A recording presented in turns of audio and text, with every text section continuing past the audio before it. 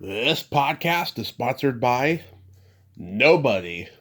Hey dudes, welcome to Splat from the Past, the only 80s themed horror sci-fi show where things can get totally radical. Now today I will be welcoming Jean Passanante.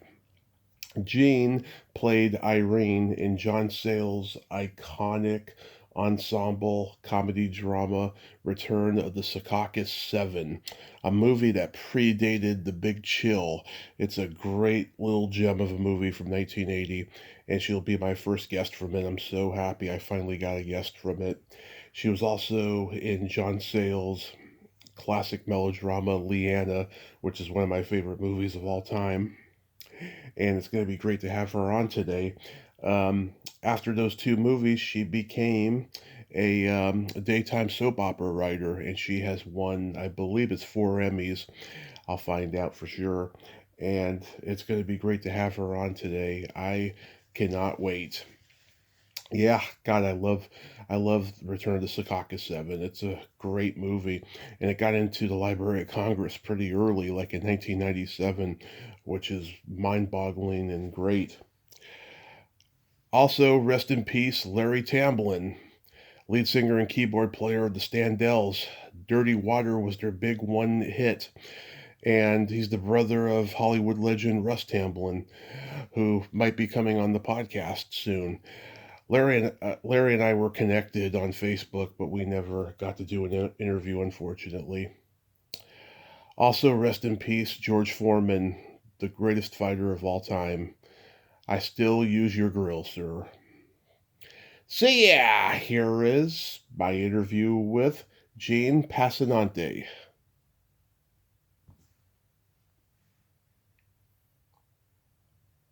Hello. Hey, Jean, welcome to the show. How are you today? I'm great. How are you, Johnny? I am fantastic. I can't tell you what a great honor this is. Thank you so much for coming on today. Well, I appreciate you having me, and it's my honor entirely. Thank you. Oh, absolutely.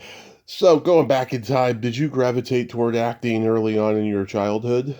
Oh, yes. Well, yeah. I mean, I was, the third of three daughters, and I had to do something to get attention. So, yes, I always wanted to act, and I think, my parents nodded and smiled. But then I went to school, and I majored in drama, and I wanted, I was mostly interested in acting, but I had as soon as I got out of college, I had a glimmering of how difficult that was going to be, not being, Hollywood's idea of a leading lady by any stretch of the imagination, and realizing how hard it would be to do theater. So I got into other stuff eventually. But at the point when I was in John Sayles' movie Return of the Secaucus 7, I think, still wanting to be an actor. It's hard to remember that far back. I'll try. Yeah, oh my God. So you got involved in school plays and community theater and all of that? Yeah, all that kind of thing. And I went to New York, of course. That's what one does, even though I was from St. Louis, Missouri. Not at that time a big theater town. And, I got cast in a couple of things, but they were just nuts. There was a play I was cast in where the director, it was a play by Tom Ian called The White Whore and the Bit Player. This may be more detailed than you want, so just say the word. But Oh, no, go ahead. but the director kept warning us to be careful that we didn't want to upset the producer, the person who owned the building, because she was tempestuous, and we couldn't get on her bad side. And then it turned out that actually they were the same person. The director was the same person as the person who owned the building and who was so tempestuous. So she was warning us about herself. And I don't know, somehow I saw this as an indication of what my theater career was going to be like. So I, pretty soon after that, decided to move on to producing and other things. Wow. Those damn theater directors and teachers, they get so bitter, that they have to like pass it on down to young acting students. Yeah, Yeah, something. I don't know. Either she was completely crazy or she was a genius. She's like, I don't want to blame the person who's going to make your life trouble on myself. I'll just make up another version of myself and blame it on that person, So, yeah, it was fascinating. But I mostly was working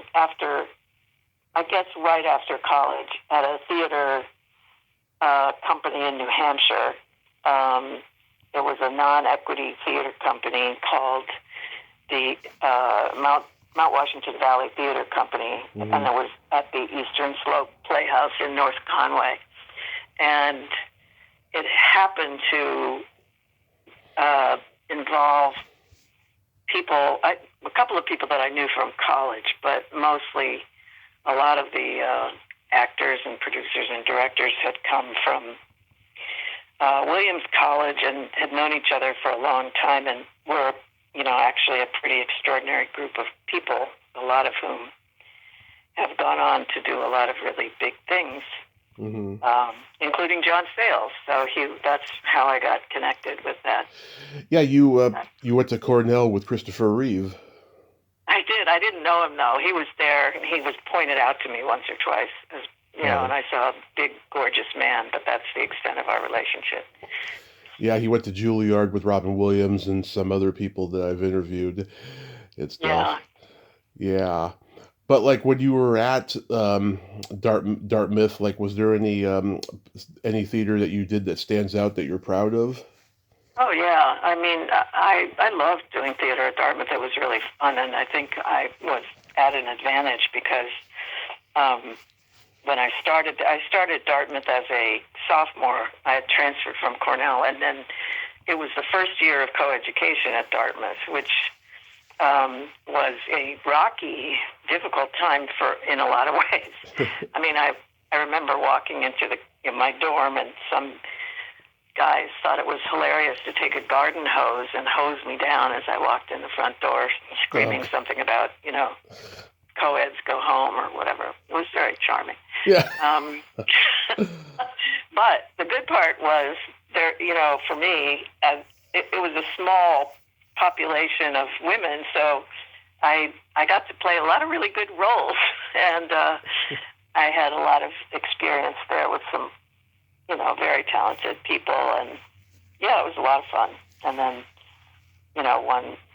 that's what led to the summer stuff that I loved doing so much later in North Conway and later in Williamstown and places like that.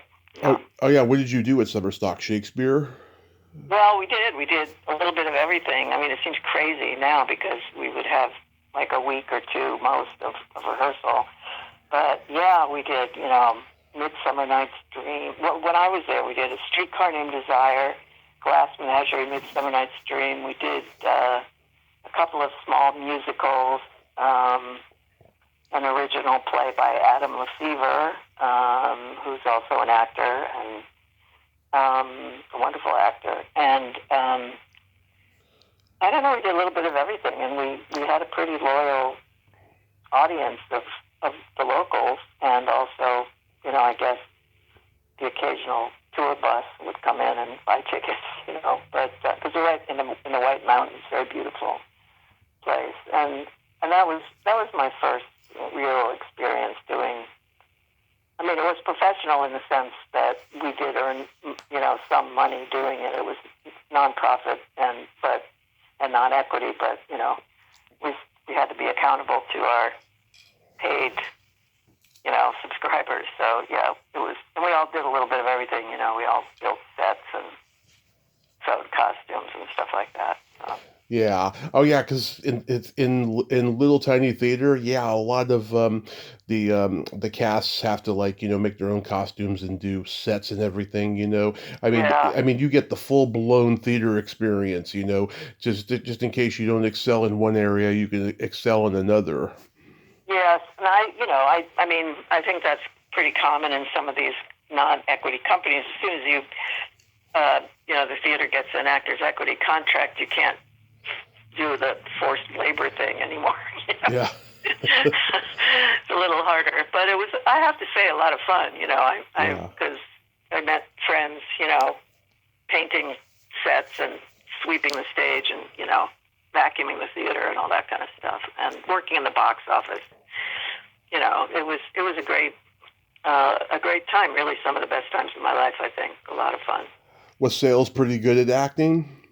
Oh, yeah, he was good. He came up, the first time that I met him, I don't think it was my first year there, but it was later. He was living in Boston. He wasn't a part of the regular theater company, but he came up to do a part in the play One Flew Over the Cuckoo's Nest. Love it. And he played Chief Bromden.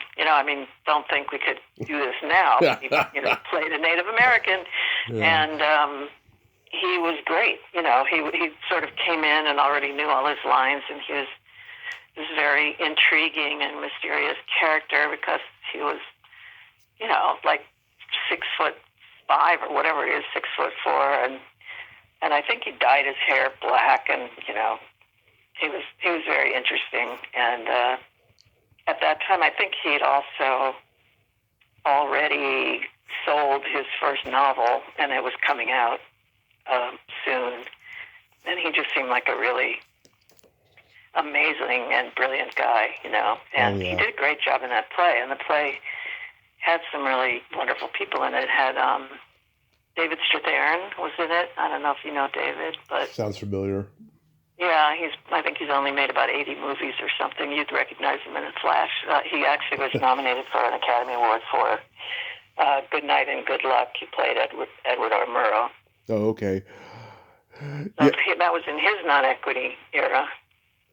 And also Adam Lefevre, and, a lot of, I think Gina Davis was in that play. I'm not sure, though. Really? At that theater at that time, too. So. I love her. She's awesome. Yeah. Yeah, she's amazing. Have you ever interviewed her? No, she's too big. Yeah. She's very smart, very interesting, and, Yeah. very, has a lot of good thoughts about women working in the business and stuff like that. And, Yeah, I interviewed one guy who was in, I think, Peggy Fury's class with her in L.A., like in the early 80s or something, and he posted like a picture of the two of them. It was like a black and white picture. Oh my God, that 80s hair was just wild. Yeah. Was it the perm? Yeah. I had, yes, of course. Yeah, that was crazy. But yeah, so John came up to that theater and started out as an actor, and he was really good. And I think the next summer, I guess he went back to Boston and wrote more things and started working on his next novel. And he came back the next summer as a director and an actor, I think. So got to see him do a little of both. And then by the time another summer rolled around, he came up with this idea that he had a movie he wanted to do, and he had made enough money doing screenplays for Roger Corman, and I guess also whatever he made on his first novel. He did The Howling. Sorry? He did The Howling for The Howling, right? Yeah. That was later. Yeah, I think the first one was Piranha. Right. He did write yeah. Piranha. That's Roger Corman. Yes. And then I think after Piranha, or something like Battle Beyond the Stars, or I used to know all this, but yeah, Battle Beyond the Stars. I think you get like a 3-movie deal to write, either to doctor these screenplays or just to write them. Right. And he lived on very little money. He was like famously, kind of. Would come into the cafe. We didn't have a cafeteria. We had we all lived in this old ski lodge, and we'd make our own food, and it was interesting. It wasn't, nobody had any money. I think we were making $80 a week or something. Yeah, guerrilla filmmaking. Yes, right. Well, this is before it was theater, and then anyway, John decided he wanted to make his own film because he wanted to direct, and I He must have, I don't know, you'd have to ask him, but I think, he must have seen the writing on the walls, that he, so to speak, that he could probably get jobs writing, but getting directing was, getting a directing gig was going to be really difficult, and he decided the best way to do it was just to make a movie. Mm-hmm. And he, being an extremely intelligent guy, realized that there was this theater company, and we had a place to live, and there were young actors who knew each other well and, were capable of roughing it and weren't in the Screen Actors Guild yet. And he wrote a screenplay that would accommodate all those things. And, Mm-hmm. That's what we did. I guess we did our theater company through summer, summer stock through August, and then started shooting Secaucus 7 in September. Wow. Using a lot of the same people. Did he write Irene for you? Well, I'd like to think he did. Her last name is Rosenblum, which is my mother's maiden name, so maybe, I think he knew I would be in the movie, but he didn't know exactly, it was probably that or the role of Frances, one of those two was probably going to be me. But I liked Irene. I was very happy. She was sort of snarky and yeah, you could relate to her. Gordon Clapp, her boyfriend was played by Gordon Clapp, who's just a fantastic actor and was really fun to do stuff with. So that was great. It's a great character. She works in politics, and even though she's with Chip, she still holds a torch for JT. Yeah. Yeah, I mean, I think every character in that in the movie has some little piece of experience of people in that, the baby boomers who were at that point maybe turning 30, about to be turning 30 or whatever. And, pretty much everybody I know who saw that movie said, oh my God, it just was so much my experience and it was my life. And, although I don't think John took anything specific from any of our lives, I can certainly attest to the fact that I, carried a torch for people while with other people for, over time. And so, yeah, it was a lot of fun. Yeah, I mean, you got experience for me anyway. Yeah, I mean, you got some great moments and really funny lines in the movie. You and the girls are playing Clue, and you're like, me and Dwight, the kid would have been born with a Dexy Dream habit. That's right. That's right. He tried. Yeah, he tried to wipe my windshield with his body. Right. And that was David Strathairn, and that was in reference to that character. Yes, whose name I'm now forgetting, but he was the local, the guy who worked at the gas station. Yeah. Yeah. Or the playing charades. You guess tits knockers. Right. Yes, shouting out tits, knockers, boobs, or whatever I was doing during that. It was really fun. That was one of the most fun scenes for me because, Gordon, who played Chip, was so good at being a hapless player of charades. couldn't do it and got everything wrong. And I just think John did such a great job of writing, the outsider. He was the guy who wasn't part of the group and was trying really hard to fit in. But, Irene sort of thinking, oh, God, this guy, I really want my friends to like him, but he's such a dork, Yeah. And Gordon is a really terrific actor and was able to just do that dork thing really well. I don't know if you remember this part, but there's a scene where everybody's, for some reason that never made any real sense, we're outside preparing dinner and we're making like hamburgers and stuff. Yeah. Gordon is trying to Chip is trying to peel hard-boiled eggs and they're like falling apart in his hands. And John keeps cutting to him and he's looking at the camera like, I don't know how to peel a hard-boiled egg. So he just kept it in. It was great. Very funny. Yeah. Something really bizarre when you're doing the interview with the cucumber. Yes. was that all improvised or was that scripted? I think it was scripted. I'm pretty sure everything we did was scripted. John was, he was such a good writer. nothing really left to chance. And also, you know, when you think about it, I mean, he made that movie for $60,000, Right. and that's like, you know, that's like the cost of you know, it's probably not even the cost of the bottled water bill on a contemporary film, you know, and he had to really, like, totally know every shot. You know, it had to be really well set up. And I think later I remember an interview with John, and he said, you know, it would have been great to have a camera moving from room to room in the house where we all lived, and, you know, see everybody in the kitchen making dinner and do this and that. But he said, that takes money, you know, we didn't have it. So he would, like, you know, set up the shot, and then you did the stuff within the shot for the most part, you know, and you know, it worked. I mean, it worked. It holds up really well, I think, and he just knew, you know, how to spend the money he had and no more, you know, which is kind of incredible. The back massage scene is great when Irene admits to sleeping with a lot of guys. Yes. And then that's followed by another great scene you have where you and JT have closure. Yeah, that was so sweet. You know, that was Adam Lefevre. You know, he's such a good actor. Yeah, he's probably, him and Gordon Clapp are probably the most prolific of all the actors in the movie. Maybe, but David, really, I'm telling you, Google him. He's been in everything from, you know,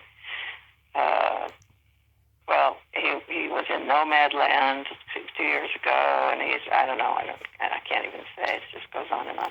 But yes, they're all three of them extremely prolific actors, and Adam also, and Gordon, actually all three of them, they all do a lot of theater work too. So I love seeing all of them on stage. But yeah, that scene with JT is very moving because, you know, Irene has a job, and Irene makes a salary every week, and she still loves JT, and she would love to help him. She wants him to make his dream come true of being a singer, and she offers to give him some money, and he doesn't want to do it, and he wants his own dream to be real. But, you know, it's very moving. I think maybe it's looking at it now from a distance, maybe her way of wanting to hold on to him a little bit, but I think it's genuinely because she loves him and wants to help. So. Yeah, and do you know if that bar is still around that you guys were at? Oh God, I forgot what the name of that was. I think it is. I forgot what it was called. I was there. I went back to North Conway about a year ago because my friend Marisa Smith, who played the wife of John Sayles' character in the movie, who's really young, and they have 2 children, you know, and she's a lot younger than any of the Secaucus 7 people, and they're all going, Jesus, 2 kids, how do you do it? Maggie Renzi has that line there, but for the grace of overall 31, go I, you know, the birth control pill reference. Anyway, my friend, is a playwright, and she had a play done at that theater. So a bunch of us went up to see it, and we were supposed to go to that bar, but somehow it never happened. I have, you know, my memories of that are fairly hazy because I think those scenes that were shot in the bar I think we just had like one night to do it. So it was an all-nighter. And, you know, of course, we were drinking and kind of taking naps and everything. So we all looked really buzzed out. And it's because we were, you know, it was that kind of situation. But that was a great bar. Yeah, and God, I mean, I don't drink, but if I was in town, I'd go to it because of the historical landmark element of it. That's great. Did you see Secaucus 7 back when? I mean, you're young. I'm born in 1983. I saw it on DVD in like 2004 or 5. Oh, wow. There was a period where I wanted to be a filmmaker, And Mm. I was watching a lot of like indie films that I hadn't seen yet up to that point, and I got into John's movies during that period, and I was just like, God, this guy is so brilliant. He's like a nonconformist filmmaker Totally, who yeah. knows how to That's his own thing, yeah. knows how to do nothing and turn it into something and make everything small but look so big, you know? Yeah, that's a great way to describe it. And Yeah. yeah, I just, and sort of vaguely preparing for this conversation, I was looking through some old articles, and there was a quote from Steven Spielberg. I don't know where it came from, but he said Hmm. something like, the characters in John's movies are not talking, uh, they're not acting, they're not talking to you, they're acting like you. Yeah. And I think that's really accurate, and It's a good description. Um, yeah. It, also, I mean, it's very kind of, I hate to say this, sounds so freaking pretentious, but very kind of European, in that movie, especially Secaucus, because it's the way it sort of flows from, one incident to the next without any really strong narrative drive, Hmm. and yet it holds up as a narrative. It does. And also, too, Adam's wife was the folk singer on stage at the bar, Yeah, that's and right. she passed away. I think 2008. I Yes, read. she did. That was very sad. She was a very talented, beautiful woman. Y- And Yeah, so graceful looking too. yeah, I know, it was great. She was great. And I don't know if that was planned. I mean, I think maybe it emerged, during. Yeah. I couldn't tell you. You'd have to ask John. But and the other guy who was a singer, they sing that song "Mean to Me" as a trio. Oh yeah. Uh, the other guy, Steve Zaitz, also passed away a few years back, which was really sad. But it was just one of those kind of Yeah. great uh, things that just kind of emerged. That the three of them had this song, and I don't remember even where the song came. I think Adam wrote that "Mean to Me." I think Adam wrote that song. Hmm. Not sure. Yeah, What but when the movie got uh, into the Library of Congress around 1997, did that boggle your mind? oh my God! I mean, everything about the movie boggled my mind, to tell you the truth, because I think I was 25 when we made the movie, and I was sort of I had no particular purposeful drive to my life at Yeah. that point. I'd gotten out of college, and that was back in the day. It was in the 70s, and like you didn't have to immediately decide you were going to get an MBA and go, work for an investment banker. And it was just a whole other universe. And so I was just kind of wandering. And when John said he wanted to make this movie, I thought, great, that's going to be great. And we'll do that movie, and no one will ever see it because it'll be this little like home movie, that will Hmm. be lovely, but kind of a party piece. Maybe later we go to parties and show it to people. Do you believe we did this when we were in our 20s? Yeah. Um, but then it got picked up at, I think it was a film festival in Boston first, and then then it was at the New York, not the New York Film Festival, but the other one that was at MoMA. I can't remember what it was called, and suddenly it was like it was happening. I mean, it was real. It was, and then it was playing on 57th Street in this theater, and I would go places and people would recognize me. It was kind of like, whoa. So no, getting in the Library of Congress was like the next, a step beyond. But by that point, it had all been amazing to me, and Yeah. really a tribute to John, his brilliance, and his, and the other producer involved, Jeffrey Nelson, and also Maggie Renzi, that they got it, they got it out there, they got it seen, and they finished a movie for $60,000. Yeah.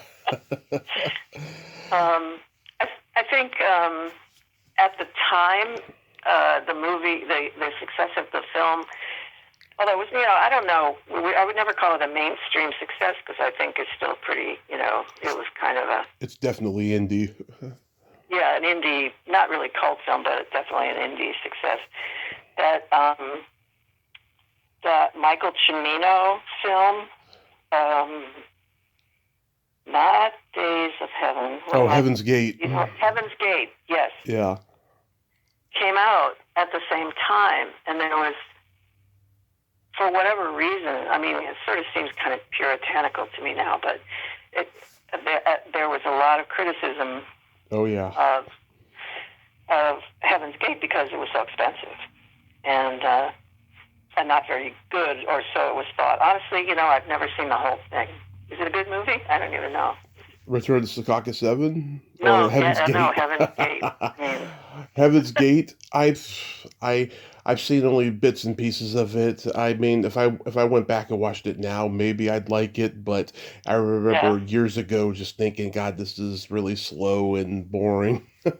Yes, well, yeah, it was considered really self-indulgent and, really, really expensive, and they wasted all this money. And then there's this, this perky little charming film about young people that was made for $60,000 that, sort of the opposite of everything about Heaven's Gate. And I think that was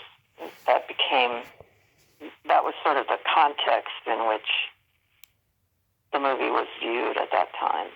And yeah, it was exciting. It was very, very exciting. It was like, yeah. When the Big Chill came out, it got compared to this, and John Sayles said, his characters were much more upwardly mobile, and I get what he's saying. I mean, in the Big Chill, they're all doing cocaine. In this movie, they just go out to drink and they get arrested, but right. I get what he's trying to say. And by the 90s there was all these like ensemble reunion movies like It's My Party and Chantilly Lace and all this stuff. Yeah, Peter's Party, is that what it was called? It's like an English movie, similar kind of thing. Yeah, it became a popular. I've thought about that a lot, and I wonder.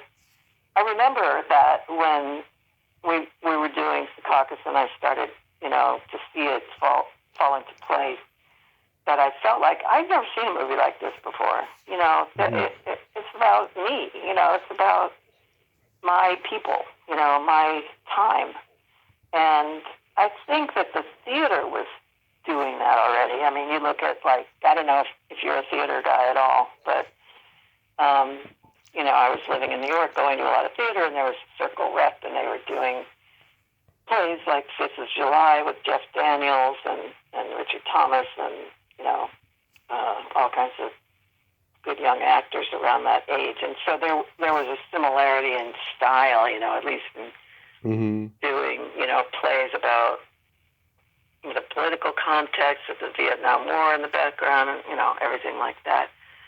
But it hadn't really hit the big screen yet, I don't think. I mean, I can't think of anything. No. Maybe. Then you had a tiny part in Lianna, which is one of my favorite movies of all time. How was that experience? Oh, wow. That was great. It was really fun because at that point, I was really starting to work more seriously in theater, so I wasn't, I mean, I don't think John saw me in a bigger role, but I wouldn't have been able to do it anyway. But it was shot in Hoboken, and I lived in Hoboken. And actually, I think Linda Griffith, who played Lianna, rented my apartment, so she and I were roommates for a while during that. And we also shot a couple scenes in my apartment, and it was all over my life while we were doing that. And it was very interesting. That is a beautiful film. It's funny because I remember, talk about, I had never seen a movie like this before. I mean, this movie about a apparently conventional, straight, woman, housewife, married, 2 kids, suddenly falls in love with another woman. I just have never seen that. Oh, yeah. And, Making Love came out around the same time. That was much more mainstream, but it was like the same plot idea but this time it was a man, a husband, falls in love with another man. Yeah, I don't remember that. What was it called? Making Love? Making Love, Kate Jackson, Michael Ontekian, and Harry Hamlin. And every big star in Hollywood turned this down in fear that their careers would be over because being gay was a controversial topic then. Yeah. Jeff Bridges, Harrison Ford, and Goldie Hawn all turned down the movie Oh, famously. wow. Yeah. Yeah. I'd like to see it now. I wonder how they handle it. It would be very interesting. It's great. Yeah, I mean it's the same idea. It goes out to a gay bar. Just like Lianna does. Mm. And Oh, stuff. interesting. Yeah. Well, it's funny because I hadn't seen Lianna for a million years. Probably since around the time it came out, and there was I don't know, a screening of a few of John's movies in New York, probably like right after the pandemic or the lockdown or something like that. It was a few years ago. And I went with a friend who had never seen it, and she's a casting director, and I told her I was in it, and we went to it, and I said on the way, I don't really know how this is going to hold up, because, it may seem really dated now. I don't know, Mm-hmm. because it had been so long. And, it's such a great movie. It holds up really well, I think. It does. And I talked to Jane Halloran a few years ago, and she's she never liked the movie, and she never liked her role. Really? She thought her character just spent the whole time asking questions. I mean, at one point she asked John to write her some paragraphs and stuff, and she did, but being the artist that she is, she was not satisfied. She grew up in the era of MGM musicals, and she said, the more money in a movie, the better of a chance you got my attention span. She doesn't like independent films. Funny. Yeah, but she said she loved working with Linda, and she loved her as a person, and she really wishes that she had kept in touch with her, because they did have some fun on that set. Yeah, it was a lot of fun. And, so I especially love, seeing the character John plays in that movie. Yeah. It's so great. I mean, he just plays this guy who tries to, wants to have sex with every single person in the university where they work. And, and it's that's Stephen. that great thing. I don't know if you remember, you probably do it. You love the movie, but at the end when, he goes to Lianna after she's come out and after her marriage is falling apart, and he spent the whole movie trying to get her into bed, Yeah. He goes up to her and says, "Hey, look, I'm sorry about everything that happened to you and everything, and I get it, and I'm sorry if I was an asshole," or whatever he says. And then he says, "Can I leave now?" It's perfect. It was very cute. I came out as bi 15 years ago, and it wasn't easy. There were girls that I liked in high school that came out as lesbians, and they're married to other girls now. And interesting. Yeah. I was never upset or jealous when they came out, because now I know it wasn't me, it was every guy. Yeah, it's very reassuring. I know. I feel that way about some of the guys that I dated who came out as gay later. It's like, oh, okay, Yeah. I mean, you didn't like me and you're gay. But whatever, it was fine. I was always friends with them too, so it didn't matter. Yeah, that's great.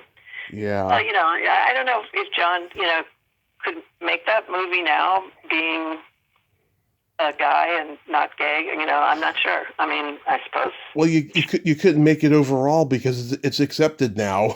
Right, exactly. That's like, what the big deal, Yeah. I don't know if you know this, but after I finished my acting career with Lianna, I wrote for soap operas for about 1 million years. Oh, yeah, I wanted to ask about that. Yeah, and I for some reason, I don't even know why, I became like the person who wrote all the stories about gay teenagers coming out. Like, I wrote that a version of that story on like 4 different shows. Mm-hmm. And my daughter, who at the time when I started it was still in high school, I'd say, "Ruth, you have to watch this. You have to see this. This is this big thing when so-and-so comes out to his parents, it's big." And she would just sort of roll her eyes and go, "Mom, it's not that big a deal, Yeah. It's like, okay, you're growing up in New York. It may not be a big deal to you, but it's a big deal to other people elsewhere in the country, Yeah. give me a little credit here. Yeah. Well, you had a hilarious line in Lianna that Irene would say, where you're like, he puts his underwear, what was it, face up in the drawer so the elastic wouldn't get caught or something. Yeah, something like that. I think that's one of my 5 lines. Yeah, it was. Yeah. It was a good one, and we shot it in this now defunct like IGA store that was kind of our neighborhood. It was before Hoboken had gotten a little gentrified at that time, but Yeah. it was not kind of the nightlife capital for yuppies that it is now. Yeah. Sort of. It was nice, but still very kind of old world, and so it was like the worst grocery store in the universe. And I can imagine. yeah, that was where she had to. I got to wear that pink smock, and it was fun. It was a lot of fun. Love it. So, what got you into writing daytime soap operas? Oh God. Well, I started right around the time. Yes, right around the time Secaucus 7 opened, I started getting work. I knew that my acting career was going nowhere, as I said. Overweight Jewish Italian girl with a big nose wasn't going to be like, top on anybody's list in the casting offices. So, I was meeting a lot of people and really got interested in making theater. And so I was working at places like, I don't know if you know this, but like the Eugene O'Neill Theater. Oh, yeah. Which is all about developing plays and working with playwrights. And, I got to work on August Wilson's first 2 big plays, and it was very exciting. And I discovered I really liked working with writers. So I was working at a theater company called New Dramatists, which is an organization for playwrights that helps them develop their work and their careers. And a friend of mine, as these things go, a friend of mine that I know from, grade school, was working at ABC, and he called me up and told me that there was a possibility of a job in the ABC daytime TV department working with writers, because what they wanted to do, they wanted to get somebody not from TV. They wanted to get someone from theater or books or something to develop new soap writers out of playwrights and novelists and stuff like that, because they wanted to improve the quality of the work and to, there was this thing that was going on where a person would be hired to write one show. It's sort of like being a baseball manager, you'd like be on one show and then you get fired and then the other show would pick you up, I mean, like you just went bouncing from show to show, and they wanted to stop that because they were afraid they were losing ratings in the soaps, which of course they were, and it was ultimately almost fatal. But so I took this job for ABC, and it was really fun. I took a lot of writers out to lunch, and I hired them to write sample soap scripts, and I had to learn all about soap operas and, try to dive into 50 years of history and all that. I had watched a little bit in high school, but not really since. Mm-hmm. And then I was working with this amazing woman who was the producer of One Life to Live. She had just gotten hired, and she had worked in television and film, and her main claim to fame was that she produced Dirty Dancing. Okay. Her name was Linda Gottlieb. Oh, yeah. And she was completely new to, I don't think she'd ever seen a second of a soap opera in her life, She came on, and we got to be very tight really fast, because I had to sort of say, no, this is how it works, and this is how you structure a show, and this is how you have to put together 5 days of material and turn it into a week of television that ends in a big climax and get people to come back the next week and all that stuff. And which I had all learned, in the 2 years since I had taken that job. But at some point she said to me, you keep teaching people how to do this. Why don't you do it yourself? Why don't you become a writer? And I, said, well, I can't do that. I'm not a writer. And, that's not me. I can't do that. And finally she just sort of said, don't be an idiot, come. Are you fucking crazy? You'll make a lot more money. So I said, okay. And then I ended up doing it for like 26 years. And it was truly a lot of fun. I suspect you're not a soap fan, are you, Tommy? Well, when I was a kid, I watched it with my mom. We used to do laundry and watch soap operas, and then as I got scenario for soap opera viewing, yeah, laundry. and then as I got older, I realized no wonder my mom likes soap operas. It's because she's drama herself. So I just stopped watching them. Yeah. Well, it's the kind of thing it's sort of like, once you get off it, it's hard to get back on. But some people do. They take breaks of a few years and then Yeah, she's been watching them for over 60 years now. Like wow, she's got all the characters and all the plots down, Yeah, I bet. She probably knows way more than I do about them. Yeah. Do you by chance know Victor Miller? Oh, yeah. You know Victor? Yeah, I've had him on because he wrote Friday the 13th. Oh, yeah, of course. Yes. He tell you he based it on his mother and everything. Oh yeah, told me the whole story. And at the time, he was going through the lawsuit of getting the rights and everything. So there was a lot of stuff I'm sure he left out, but it was a good talk. He's a force of nature, that guy. Oh my God, he's hilarious. I was on the writing team of All My Children with him, and because I was his boss, but he knew the show a lot better than I did, and he just made me laugh so hard every day. I'm surprised that we got through anything because he's the funniest human being alive. Very funny guy. Yeah. Yeah. He told me about how much he wishes he had written Airplane. Yeah. I'll bet. Yeah. Did he actually get the rights back? I don't know what happened with that. He did, but now Sean Cunningham is suing him to get it back. It's just, they're fucking 80 years old. It's just like, get over it, guys. I know. Come on. That's just, well, he probably has, if he has to pay him back royalties or something, that would be pretty intense, right? Yeah, I mean, I support Victor's decision of owning the rights and not being able to have any further sequels or reboots made, because at this point, I think the series has run the gamut. I didn't like the last couple of ones, and just the entitled fans are like, bad-mouthing him on the internet. And I'm like, no, it's his creation. Let him do what he wants with it, Yeah, really. And things do have to come to an end at some point, children. Yeah. Give me a break. And who knows, maybe his kids, will grant, some sequels in the future long after he's gone. But just for right now, respect the man's wish, Yeah, exactly. But, it was, he was a lot of fun. I mean, the great thing about writing soaps was, first of all, it was steady work of a very good kind. And you won like 4 Emmys, right? Yeah, yes, I did. Where do you keep them?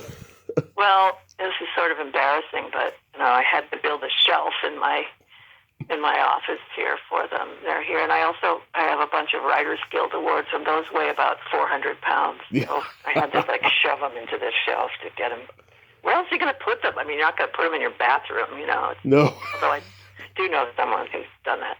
You're not going to put them in a box either. Yeah. But yeah, they're there. But, the great thing is that the people who write for soaps are quite intelligent. It's very, you can say what you want about soaps. I know they get a lot of, criticism and ridicule and blah, blah, blah. But it is extremely difficult work to write 5 hours of television a week.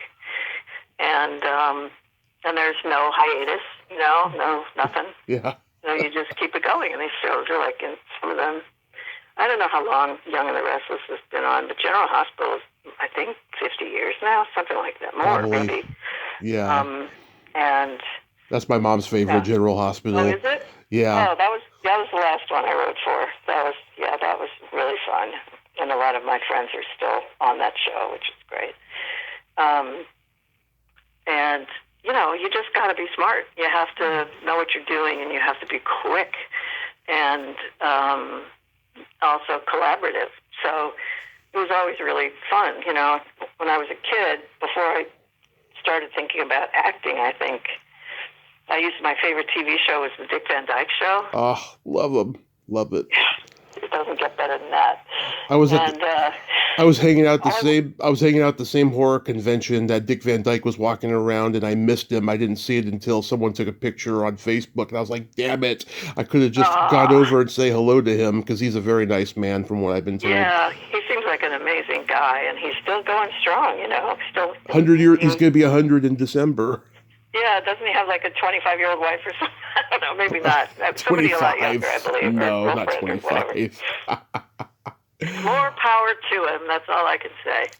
But it was, the great thing about the Dick Van Dyke Show to me was those scenes in the writer's office, where Sally and Buddy and Dick, were coming up with and having so much fun, The only thing I knew, I didn't want to be Sally because I didn't want to be the one who had to type and, not get the credit so much.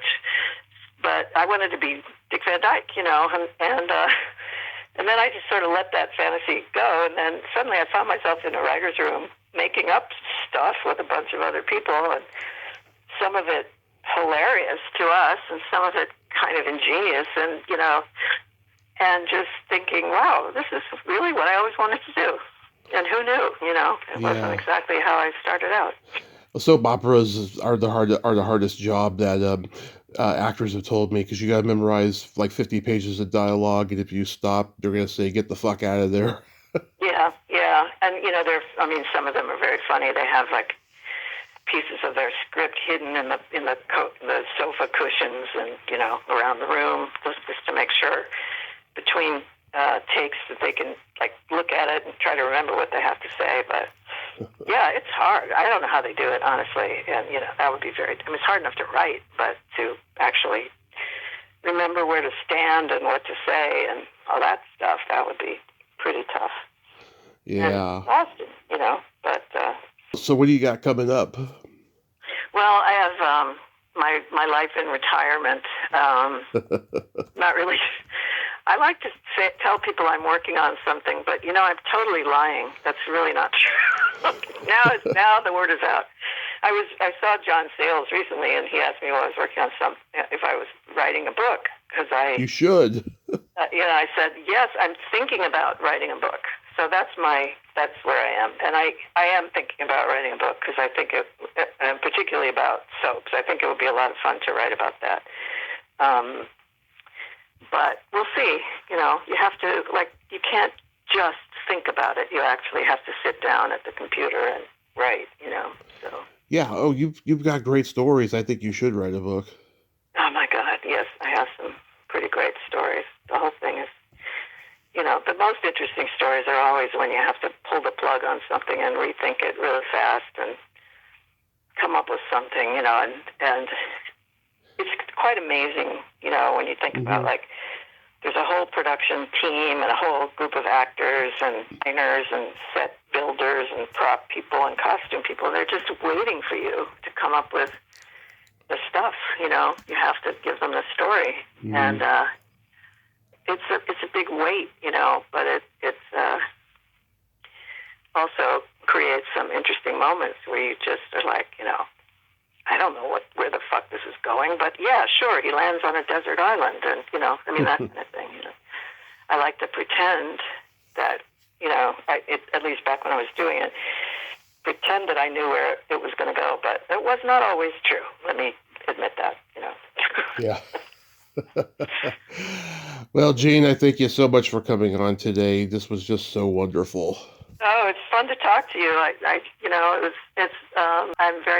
feel very lucky that I was able to do the work, with an incredible genius and unusual genius like John, who's also a fantastic human being and a great novelist, by the way. He's got, I think, one novel just out and another one coming out very soon. And so to talk about that was really fun, and to talk to you was really fun. I appreciate it. Absolutely. When you have that book out, I'll have you back on and we can talk about it. Okay, great. I'll tell you when I stop thinking about it and actually start doing it. Okay. Have a great day. Thanks, you too.